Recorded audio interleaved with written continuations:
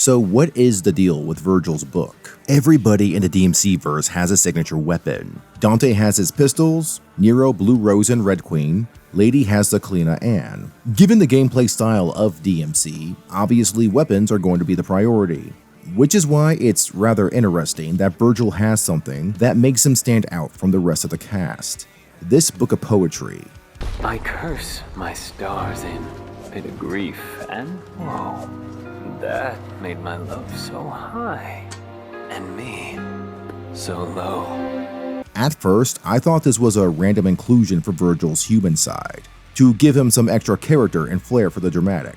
Such is the Sparta family trait. However, there's a lot more to this book than we thought. This takes us back to Vergil's youth, when Eva was still alive and their family was still complete. Vergil would often frequent a local bookstore, finding a fascination in stories, and especially poetry. The artist he developed the most intrigue for was William Blake, an English artist known for contemplating man's perspective on the great many things, from religion to mankind's nature, topics that would have been relevant to a young and impressionable half-devil. He would visit the shop many times. One day, the shopkeeper gifted him this book to encourage his fascination. Vergil signed his name in it and kept it close, even after his world was burnt to the ground. I can't imagine how he managed to keep hold of it all these years. Being stranded in the underworld, corrupted and abused by Mundus, his struggles after being defeated time after time. He had lost his half of the perfect amulet, and lost to Yamato for all those years. Despite everything, this simple book remained intact.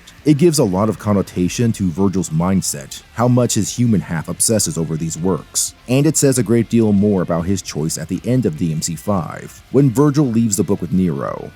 I won't lose next time. Hold on to that until then. The only thing from his childhood that held any real sentiment, passed down to his child with the promise to return for it one day.